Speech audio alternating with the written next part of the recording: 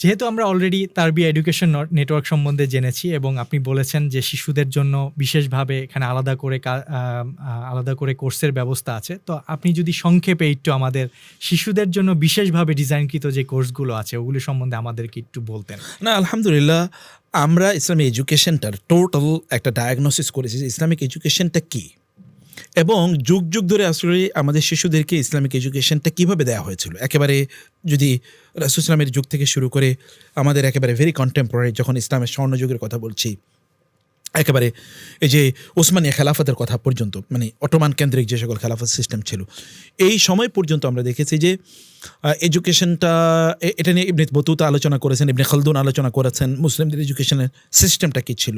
প্রত্যেকটা এই শিক্ষা প্রতিষ্ঠানের প্রথম জিনিস ছিল কোরআন। কোরআন দিয়ে শুরু হয়েছে প্রত্যেকটা জায়গায়, যে আমরা মক্তবের কথা বলেছি, শুরুই ছিল কোরআন দিয়ে। এবং গোটা মানে আরব বিশ্বে, মিডল ইস্টের কথা যদি বলি, এবং আফ্রিকাতে, ইউরোপে যে জায়গাগুলোতে, যেমন স্পেন এবং এই জায়গাগুলোতে, এবং এই যে আমাদের এই এশিয়ার মানে সাউথ ইস্ট এশিয়া অথবা ধরুন ইস্ট এশিয়ার কথা বলছি, এই সব জায়গা তিনি তারা অ্যানালাইসিস করে দেখিয়েছেন, সব জায়গায় এক নম্বর ছিল কোরআন। আরবে একটা পলিসি ছিল যে কোরআনের সাথে তাদেরকে হাদিস পড়ানো হতো, আকিদা পড়ানো হতো, ফিক পড়ানো হতো। আমরা দেখেছি এই মডেলগুলো সব অ্যানালাইসিস করে, তাইলে একজন শিশুর বেসিক তার প্রয়োজন কি, আমরা দেখেছি তার প্রয়োজন তার কোরআন, আল্লাহর সাথে কানেক্টেড হওয়া, এবং তার প্রয়োজন কি তার ইসলামিক আইডেন্টিটি অথবা তার আকিদা লাগবে, এবং তার দৈনন্দিন জীবনে যেটা মানে আমাদের কিন্তু প্রত্যেকটা সেকেন্ডে ফিক লাগে। এই যে আমরা কথা বলছি এখানে ফিক লাগছে, কারণ কি দিয়ে আমরা কথা শুরু করবো, যেমন আপনি শুরু করেছেন সালাম দিয়ে, এরপরে আল্লাহর প্রশংসা রাসূলের উপর দরুদ পড়ে, এইটা হলো ফিক।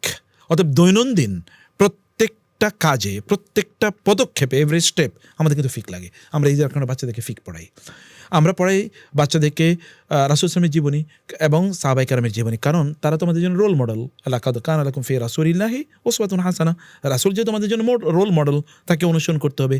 তাকে না জানলে কীভাবে তাকে অনুসরণ করবে? তাকে না জানলে কীভাবে তাকে ভালোবাসবে? আপনি যাকে চেনেন না তাকে আপনি ভালোবাসতেই পারেন না। আপনি যাকে চেনেন তাকে আপনি ভালোবাসেন। মাকে কেন ভালোবাসি? কারণ মার সাথে সময় কাটায় বেশি, ওই যে ফিজিক্যাল রিলেশন আছে, একেবারে তার পেটে আমি বড় হয়েছি। বাবার সাথে সম্পর্ক ভালো কেন? বাবাকে কেন ভালোবাসি? তার উদর থেকে। আমার স্ত্রীকে কেন ভালোবাসি? কারণ আমার স্বামীকে কেন নারীরা ভালোবাসি? কারণ তারা একসাথে থাকে। সন্তানকে কেন ভালোবাসি? কারণ তারা। আপনার যার সাথে সময় বেশি কাটাবেন তার প্রতি আপনার ভালোবাসা বাড়বে, এটাই তো এই কারণে তাকে আমি জানি অনেক বেশি। এই কারণে রাসূলের সাথে আমাদের যত বেশি উঠা বসা হবে তত তার সাথে ভালোবাসা বাড়বে, আর যত তাকে জানবো তত তার প্রতি ভালোবাসা আমাদের বাড়বে। এই কারণে আমরা তাদেরকে শিশুদেরকে রাসূলের সামনে জীবনী আমরা শেখাই। আমরা শিশুদেরকে এরপরে কোরআন এবং সুন্নাহর মূল টেক্সটের সাথে যেন তারা ইমিডিয়েটলি তারা কানেক্টেড হতে পারে, এই কারণে তাদেরকে আমরা শেখা হলো অ্যারাবিক ল্যাঙ্গুয়েজ। এর পাশাপাশি তাদেরকে কিছু মানে আদব আখলাকের যেটা বলেছি, দোয়া, যে দোয়াগুলো তাদের প্রতি মুহূর্তে লাগে, এই জিনিসগুলো আমরা তাদেরকে শেখাই। এটা একটা প্যাকেজ যেখানে সব আছে, মানে কোরআন আছে, হাদিস আছে, এবং সেখানে ফিক আছে, আকিদা আছে, সিরা এবং ইতিহাস আছে, এবং তার পাশাপাশি অ্যারাবিক ল্যাঙ্গুয়েজ এবং আখলাক, দোয়া, এই জিনিসগুলো মানে এদের উপযুক্ত করে সব কিছু আমরা শেখাই। কোরআন যখন তাদেরকে শেখাই তখন আমরা তাদেরকে কোরআনের মানে শুদ্ধ করে কোরআন পড়া শেখাই, তাজভিদ সহ কোরআন হিফজ শেখাই, মৌলিক সূরা শুধুরা একেবারে পুরো কোরআনের হিফজ তাদেরকে আমরা পড়িয়ে দিই। এর পাশাপাশি কোরআন যেন তারা বুঝতে পারে, কারণে অ্যারাবিক ল্যাঙ্গুয়েজ আমরা তাদেরকে পড়াই। আবার হাদিসে যেই হাদিসগুলো ফান্ডামেন্টাল, মৌলিক, দিনের একেবারে মূল ভিত্তিওয়ালা কাওয়ায়েদ দিনের, এই হাদিসগুলো তাদেরকে শেখাই, এগুলো তাদেরকে মুখস্থ করাই, কিন্তু ছোটো ছোটো বাচ্চাদের উপযুক্ত করে এই হাদিসগুলো তাদেরকে আমরা পড়াই। এটা ছোটোদের জন্য এরকম। এই যেহেতু আমাদের বাচ্চারা কেবল বাংলাদেশেই না, বরং এর বাইরেও আছে, অতএব এর বাইরে যারা আছে তাদের একটা ইন্টারন্যাশনাল ল্যাঙ্গুয়েজ তো এখন ইংরেজি, কিছু করার নাই। আমাদের অ্যারাবিক হওয়ার কথা ছিল এবং অ্যারাবিক ছিল, কিন্তু পরবর্তীতে মুসলিমরা বা আরব বিশ্ব আরবির প্রতি এতটা গুরুত্ব দেয় না যতটা ইংরেজরা ইংরেজির প্রতি গুরুত্ব দিয়েছে। দেখুন আপনি পাড়ায় মহল্লায় ইংরেজি শেখানোর কি আছে? কোচিং সেন্টার আছে না? কিন্তু আরবি শেখানো আছে। আপনি দেখেন তো, যদি বলি আরবি শেখাবেন, আইসা হয়তো বা কেউ বলবে হ্যাঁ আপনাকে আরবি শেখাবো, 5 বছর শেখাবে কিন্তু কিচ্ছু শিখবে না কেউ, কারণ এরাও তো 10 বছর 15 বছর পরে কিছুই শিখে নেয় আরবি। আসলে মেথোডোলজি ডেভেলপ করে নেয়। আচ্ছা দেখেন আপনি আইএলস আছে না, টোফেল আছে কিনা, এবং ইংলিশ শেখার জন্য আরও কত পদ্ধতি আছে। আপনি অ্যারাবিকের একটা কথা বলেন, কারণ আমাদের সামনে নেই, মানে স্ট্রাকচার কোনো অ্যারাবিক ল্যাঙ্গুয়েজ এর প্রফেশনাল কোনো কোর্স আমাদের দেশে বিল্ড আপ হয় না। আরব বিশ্ব এরকম হয়তো ধরুন যে আরাবিয়াতু বাইনা ইয়াদাইকা বা আল আরাবিয়াতু বাইনা ইয়াদাই আওলাদিনা, আরও এরকম কিছু মানে আরবি কিছু কোর্স এখন ডেভেলপ করেছে, কিন্তু এটা ওই ইংরেজির মানেন না বা ওই সমান না। এটার উপর এত এক্সপিরিয়েন্স করা হয় না। ব্রিটিশ কাউন্সিল সারা পৃথিবীতে আছে, ওরা আলাদা এডুকেশন সিস্টেম ডেভেলপ করেছে, করে না?